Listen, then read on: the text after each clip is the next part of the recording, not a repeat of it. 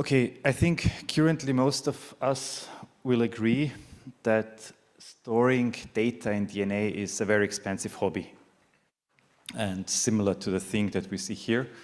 And the main reasons are that writing is extremely expensive and also the storing.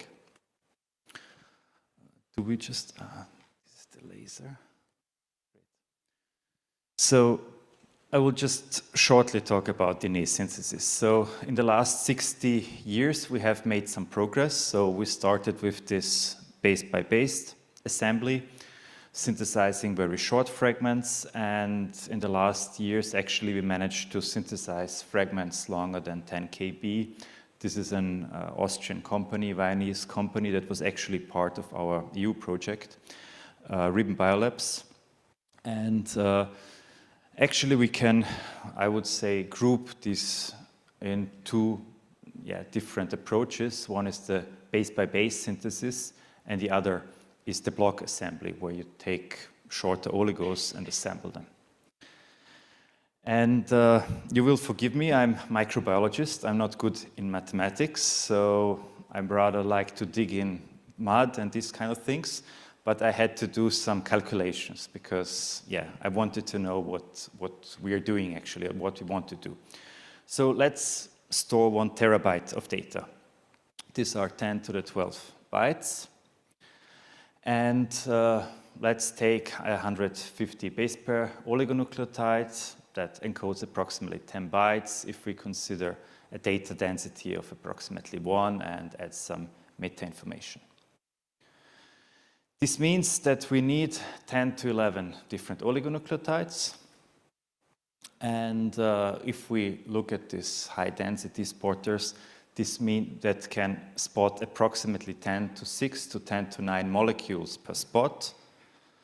This would mean that we synthesize approximately 10 to 17 until 10 to 20 molecules in total of DNA. And when we measure this, these are 7.7 milligram to 7.7 gram. This, I know probably this is expensive, but this sounds somehow feasible, I guess. So you would say 7 milligram, that's not so much. Okay, let's talk about the other approach, which I personally think, because we heard from Gemma in the previous talk that when we synthesize, this could be cheaper, and I think it's the same way, but let's talk about this.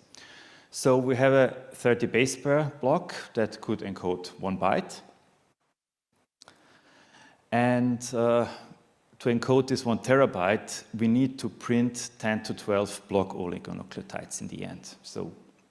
And let's assume we can print with an inkjet printer 1 picoliter. I don't know who of you is able to do this. Could anybody lift their hands? Great. So some of us can do this. That's great. So we would end up in 1 liter of 10 micromolar oligonucleotides printed. And we end up with a dry weight of 30.8 milligram. However, I guess we're not sitting here and spending, I think some of us, hundreds of millions of dollars to store 1 terabyte. I think that's not what we're here and what the investors are giving the money.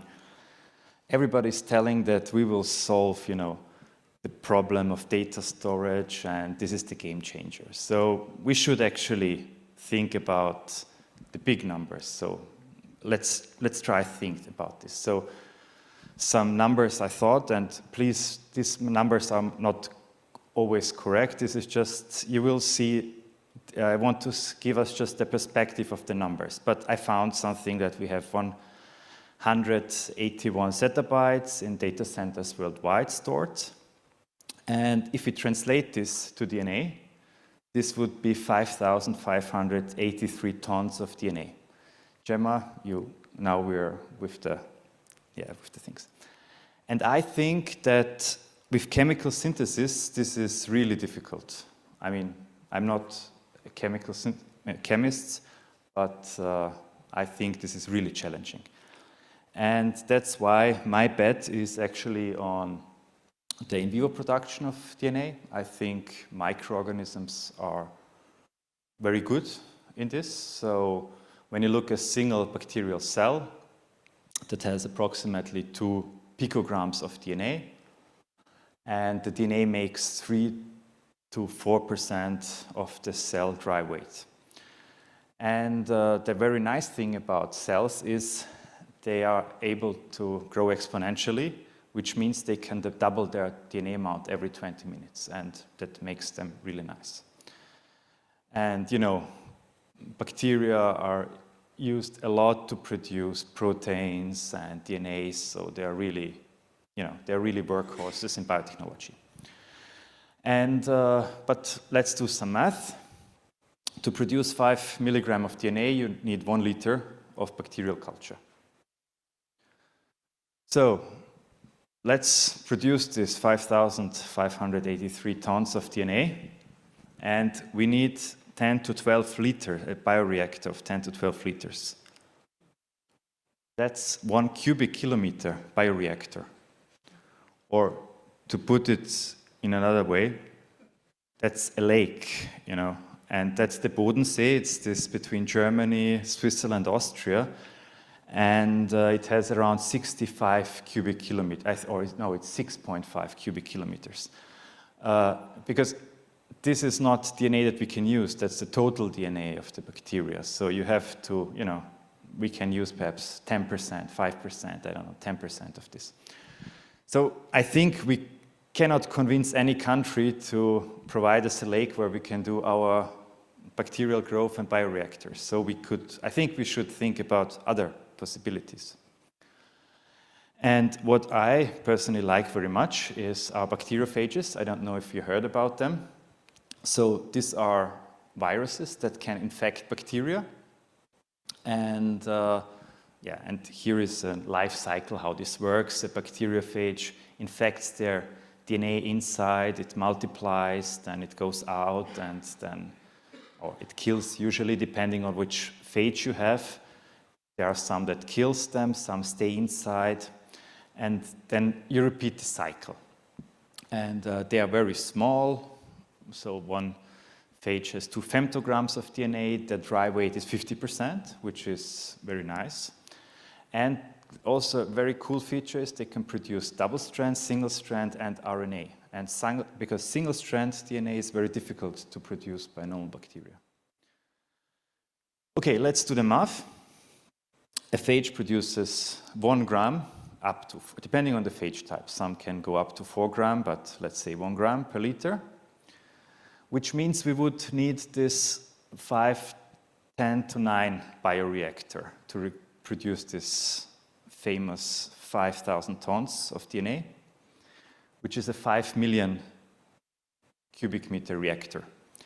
And actually, we're ending somewhere up where what people have already built. You see here these liquid gas storage tanks in China. These are the biggest ones, and we would need 19 of them to produce actually all this amount. So I would say with this approach, we could come somewhere, you know, to realize these technologies. So what's the advantage of this in vivo production? I think cost reduction, because it's, I think not, I mean, I hope somebody proves me wrong, but I think chemically we can't synthesize these amounts. I think we have to go for biological tools. And another aspect that people hardly talk about is the error rate. In a bacterial cell, or in cells, there is 1 error per 10 to 10 base pairs. Phages have less mechanisms to correct for errors, but it's still 10 to 7. I mean, the chemical synthesis is 1 to 10 or 1 to 100, as far as I know. So this is a huge benefit concerning error correction, all these kind of things. However, we have limited nucleotide modification capacities, and believe me, in biology, a lot of things can go wrong. So this, yeah, that's useless to talk about this. So we are involved, or I'm coordinating a new project. It's called MI DNA DSC, with several academic partners and 2 company partners, where we actually want to use bacteria to write DNA. And I can't go yet into detail with this, so we try to generate oligonucleotides in bacteria and actually follow the same approach like Gemma has presented to write our DNA.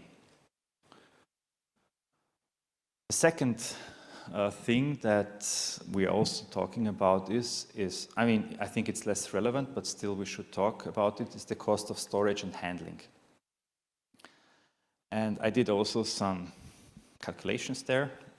So I found the number that we have approximately 12,000 data centers worldwide. If we assume there is no redundant data, which is not the case, but let's assume it, we would have 15 exabytes per data center, which would actually translate to 473 kilograms of DNA per data center. And I would like to approach this now from a sequencing approach.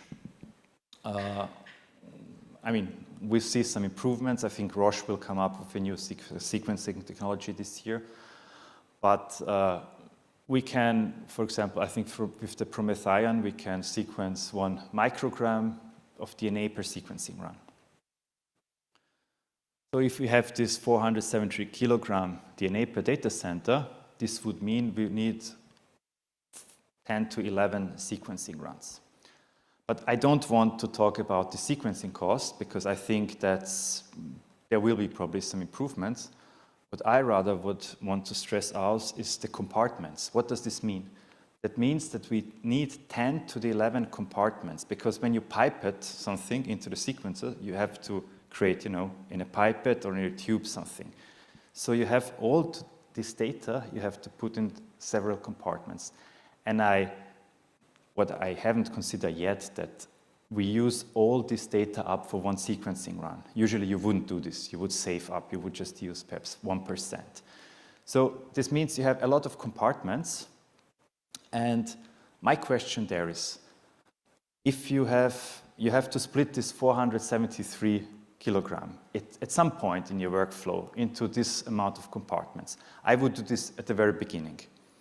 And then when you have so many compartments, what's the meaning of random access? I mean, why do you waste data to tag your DNA if you anyhow have to do 10 to 11 compartments? I mean, you can physically then say, okay, this compartment, I don't know, stores yellow strawberries, and all data in this is physically there.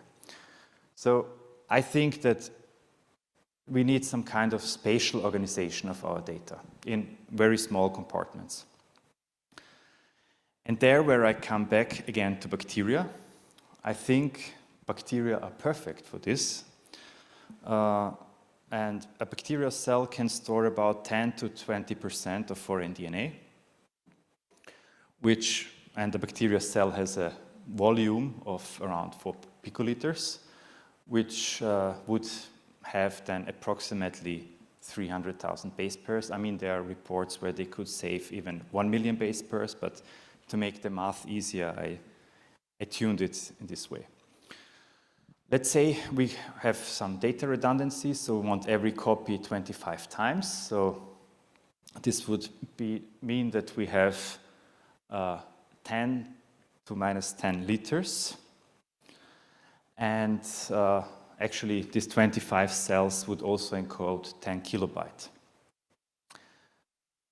And actually, we would achieve a number that we could encode this 1 terabyte in 10 milliliter of culture. I think this is something really, doable. But we still want to talk about this 15 exabyte. And they need a volume of 153 cubic meters. And actually, that's also feasible. It's not like, the lake. So this is a data center. But what's the best thing about bacteria, and we talked about stability, is that in my opinion, evolution has proved that these are the best envelopes for storing and saving DNA. I don't think that human can ever build something that reaches the performance of them. They protect DNA in acidic environment, under nuclear contamination, in hydrothermal vents, in the sea, so in cold, heat, air, you know, everywhere, even in space. And we talk about duration. We have revived microbes that were not just one, several, that were older than 100 million years. What does it mean? This means this DNA was not just, you know, you had some fragments. It means that the genome was preserved. So it was not destroyed in small fragments. The whole genome was there, and it was such in a state that the bacterium could produce all the machinery and regrowth again. I don't think that anybody of us can build something that is able to store DNA for 150, I think the record is, they talk about 800 million years. I don't think that we are able to store something there. So, what are other advantages? Obviously, you can copy your data in cells.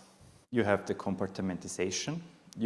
I think we can reduce cost when we think about this. Another feature of cells is there are controllable DNA exchange mechanisms.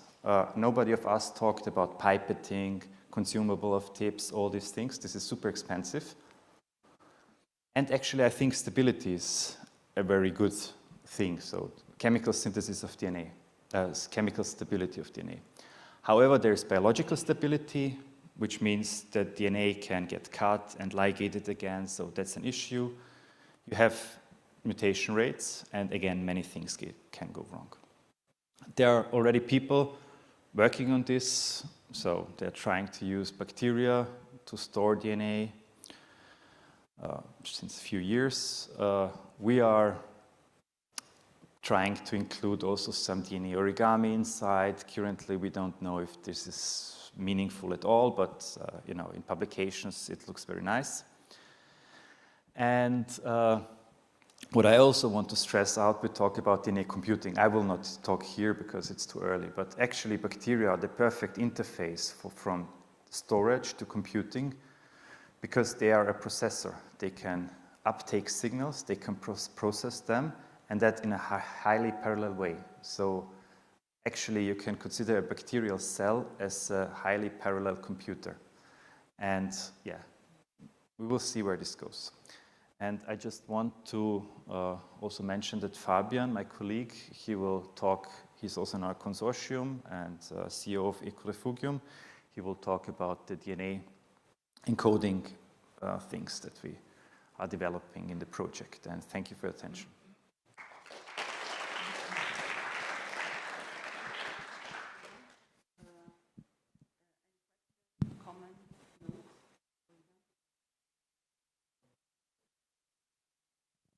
Any questions?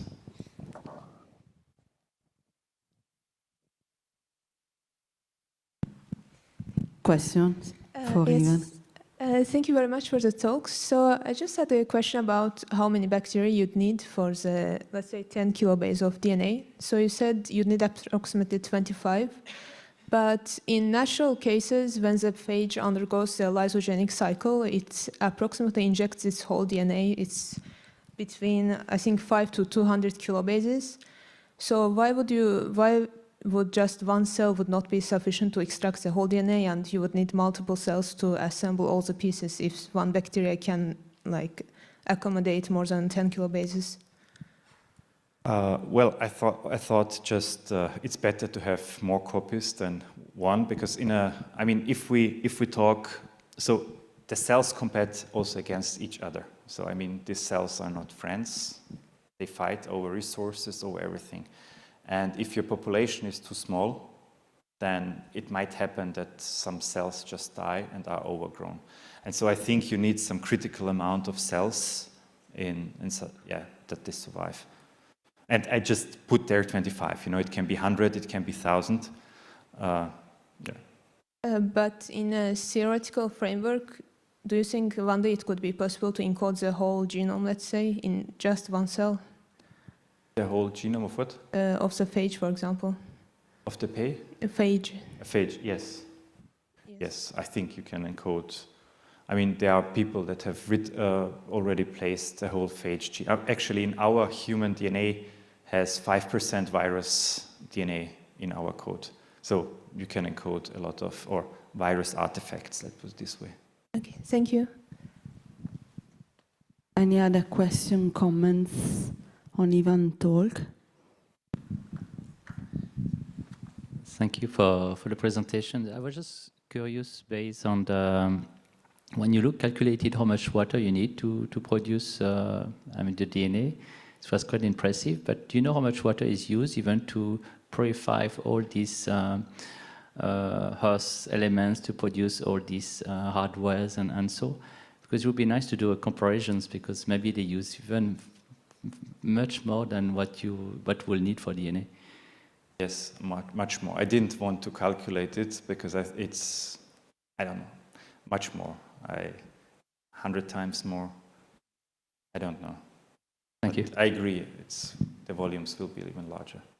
I would like actually to see the chemists that they calculate this. I have never seen in chemical synthesis, how much reagents, waste and consumables and, all these things they need to synthesize 5,000 tons. So, if there are other questions, thank you very much, Ivan, for your talk.